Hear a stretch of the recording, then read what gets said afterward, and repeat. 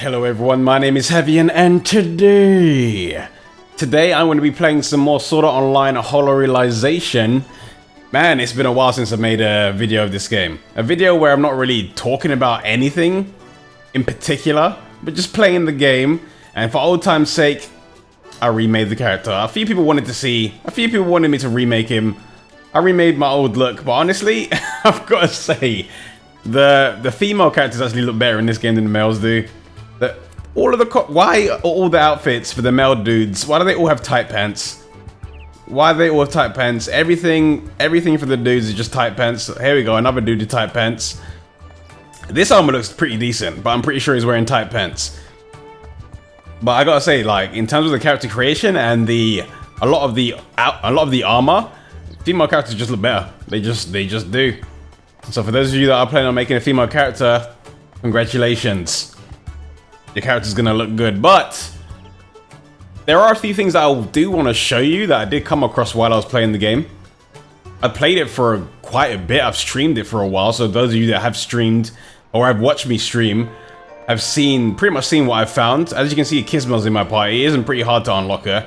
It's pretty straightforward to get her into your party. It's a matter of just doing some of the side missions for Asuna.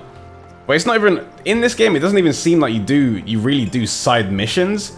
It seems more like you just watch their cutscenes, and after you've watched their cutscenes, that's it. It's pretty much done.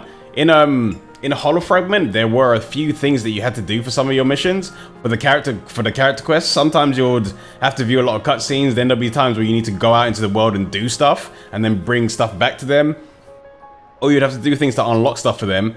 But it seems like I've unlocked the trophy for Asuna. I think Asuna, Yuki, and someone else's quests, like the combination of their quests already, and I haven't really done anything for them. Like all I've done was watch a few cutscenes. Maybe that's something maybe there's still more things to do with them, and that was just to do their basic stuff. But as of right now, it seems like character quest wise, it was pretty basic. But who knows? Maybe things will expand a bit. But what I have unlocked that I guess a few of you were waiting to know about, or waiting to see, was dual wielding. And it seemed like they made it seem like it was gonna be really hard to unlock your extra skills. But it seemed like it was just a matter of getting to the mastery, unlocking a sword skill. Like, I don't know if you need to unlock the sword skill, every single one-handed sword skill as well. But you have to get the sword skills, or at least you need to get the mastery.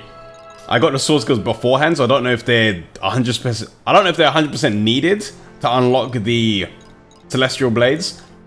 But I got to unlock the sword skills, to unlock the mastery. It's automatically added this to the skill tree, but it does cost quite a bit to unlock. Then you have to unlock all the other skills that are inside of it. What I will say about the extra skills, or the weapon-based extra skills, is they may seem strong at first, or they are pretty strong, but they lack, what's the word? They lack versatility. You can't really like, you're pretty much locked into a certain build, I should say. It doesn't really have a lot of flexibility because you can't use another extra skill like attacker or buffer or healer with them. You're stuck with that. So I guess they're mainly for people that just want to focus on getting the most out of a particular weapon rather than trying to fill a role within the party. So I'm gonna go ahead and travel to the desert. I'm gonna travel into the desert, go to the first area so I can show you a little bit of gameplay of them. So far, they're not. I would say dual wielding is pretty cool. It's pretty cool, but at this point, because I haven't unlocked a lot of skills, it feels pretty much the same as any other weapon type around this level. I heard that it was pretty OP later on when you unlock some skills. But right now, it just feels pretty much the same as any other weapon that I had around this level, around its level range.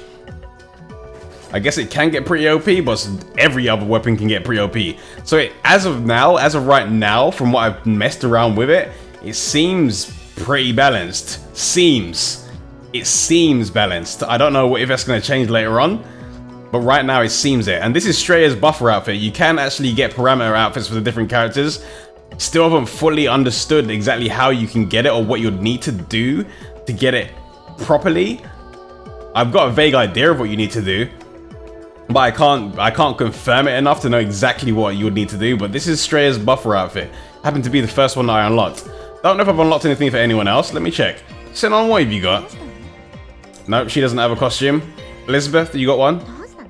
Nope. Only Streya. Only Streya's got another costume. She's the only one that has a buffer costume. Or she's the only one that has an extra costume. Maybe the other characters do as well, but I haven't really spoken to them to find out. But I guess I'll mess around with them and I guess I'll actually bring them into a party and check at some point. But this is what dual wielding is like.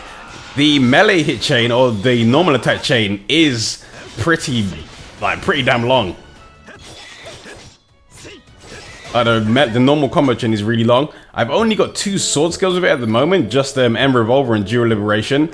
But for what they are, they're pretty useful. The End Revolver has a gravity effect on it, so it slows enemies down. And Dual Liberation, even though it's roughly around 5, I think it's 5 or 6 hits, it's pretty quick. That's what I can say about dual wielding. Even though their attacks have lots of hits, they activate pretty quick. They activate pretty quick, and they do a lot of damage within their sword skills. But that can be said about pretty much all of the weapons yet. But it's all going to come down to the way you build them. Well, dual wielding just seems to be a very bursty in terms of his damage. Let's see if we can go. Like, you do multiple hits, but you'll be able to hit really hard with it. It seems to focus a lot on the crit and attack.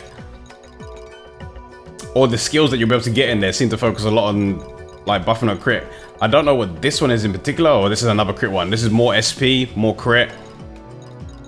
But what I do want to see is what this is going to be when it's fully maxed out, and how it will compare to another extra skill when it's fully maxed out. Or I want to see what it will compare to, or how it will compare to just a normal weapon type, without having a weapon-based extra skill attached to it. Like, I want to see how would dual wielding compare to something like one-handed sword or two-handed sword or spear if they just had something like an attacker class on there instead? Because I know the attacker class has like hyper armor in there, which is something you wouldn't be able to use in another class. And I know they got a few attack boosts and they got things like weapon bash inside of there. So I want to see how not being bound to a certain, I guess, a certain weapon or a certain build will allow you to do things later in the game. Let me grab some of these. Let me get my run speed buff on. So this is the run speed buff that I had on one-handed sword that allows you to move 30% faster. It is pretty useful, but when you actually get attacked when you actually get hit with a physical hit, it knocks you out of it. And then you have to cast the buff again. So as long as you don't get hit, you can keep that buff on. The run speed, that is.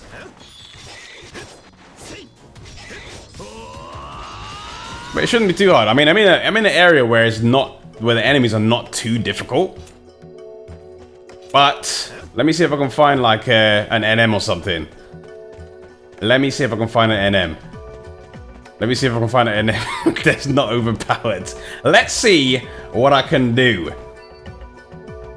Let me pick this up. But so far, this game's been pretty good. There was a day 1 patch. So for those of you that were wondering if that is going to be something they did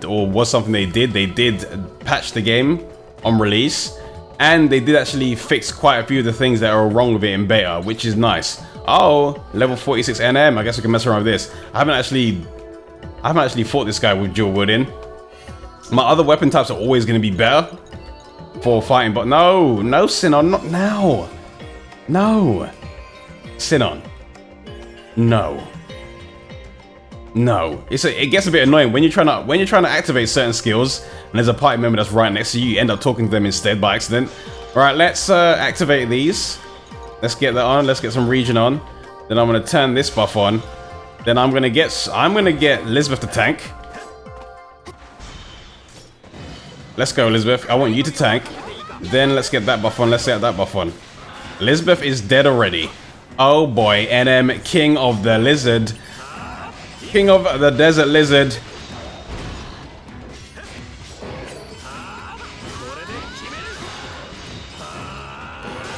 Okay, got a skill chain going. I want everyone to do their skills. This game is very similar to Hollow Fragment in the sense where you can fight, or you're free to fight enemies that are higher than your level if you feel like it. And you can still take them down if you've got I guess if you've got the skills and the equipment to do so. So you are free to experiment and do a few things. All right, get up, Elizabeth. No time for sleeping. So I guess it's a little bit more free, or you have more flexibility to do stuff like that in comparison to Hollow Fragment, mainly because this game doesn't seem to have an accuracy stat. So with Hollow Fragment, you kind of were restricted because you were bound to accuracy, or you were restricted by accuracy. That's not something you need to worry about in this game. All right, Elizabeth, good job. Recover your HPs, girls. All right, let me try and direct it away from them so they don't get damaged. I know they're gonna get tail swiped. Right now, the maximum amount of OS hits I can do is like 5. So I'm trying to chain 5 skills together over and over and over again. Well, these 2 skills, because you are able to actually loop the skills again, like the Vita version of Hollow Fragment. It's not like the PS4 version where you had to use totally different skills within a chain. In this version, or in this game, it's a lot similar to the Vita version of Hollow Fragment, where you can just have 2 different skills and just like loop them in just continuously loop them to get your OSS done. Don't know if you lose anything for doing that, or if there's less of a benefit for doing it that way, but it's possible. So I guess if you wanted to get that 10-hit OSS chain trophy, you could probably do it that way. That may be effective. Let's get this treasure chest. Whoa. See, it's only 2-star. I got a katana from this chest that was really good during the stream. So I'm not too worried about the fact that I didn't get another good one. But good God, katanas. Like, in terms of the weapons that I really like at the moment, I have to say that daggers, katanas, and greatsword have been my favorite so far. I mean, I've just started using dual wielding. I can see this ended up being like part of the list of weapons that I like, or weapon styles that I like. But I need to level it up a little bit more. I'm taking my time with the Japanese version though.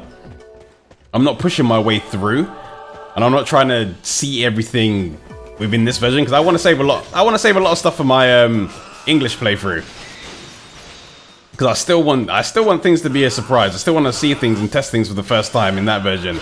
So I'm really taking it slowly and taking it easy with this. The only times I actually manage to play this game is when I'm like recording a video or when I'm streaming stuff. That's pretty much the only times I play it. But with that being said, I mean, I've been streaming for like the past, damn it, Straya, I've been streaming like for the past week or so solid. Maybe longer than a week.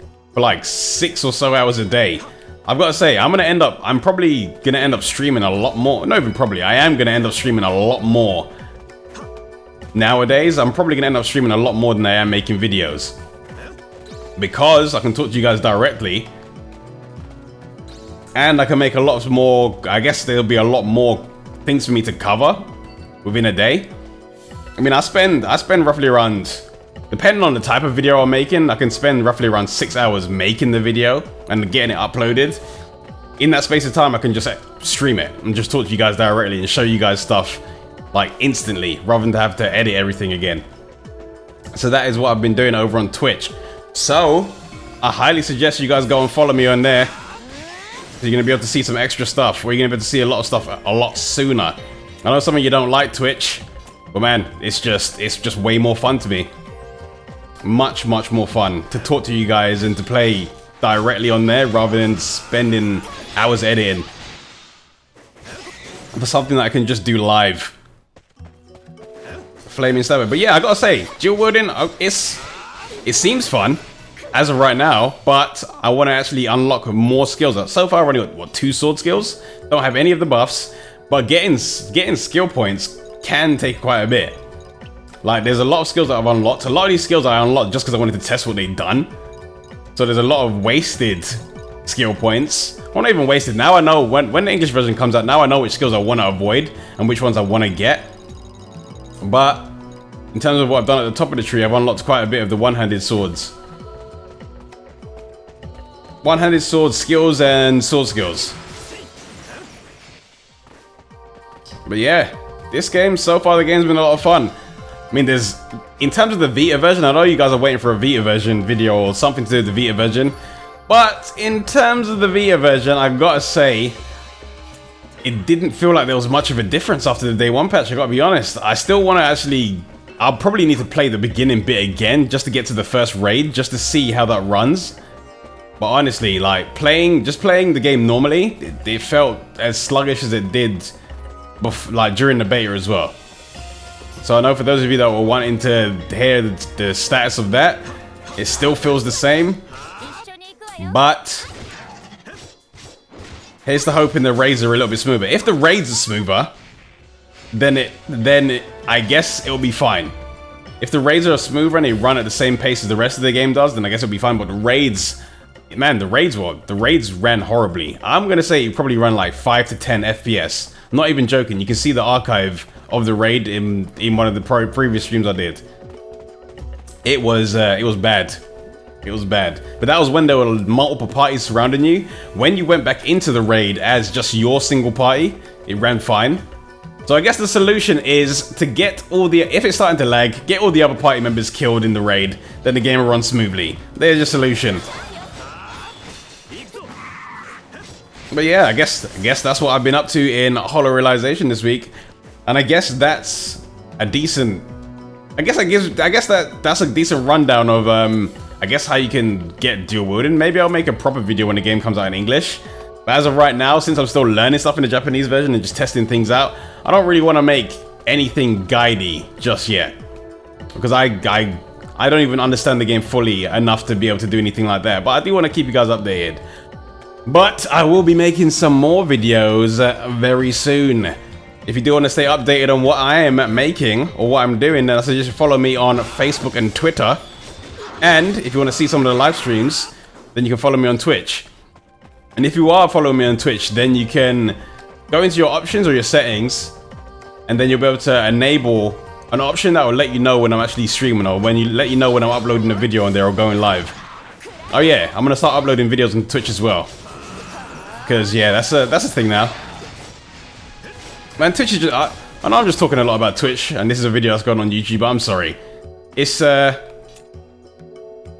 just more convenient for me. But yeah, I will catch you guys in the next video. Until I make that video, I'll see you all later.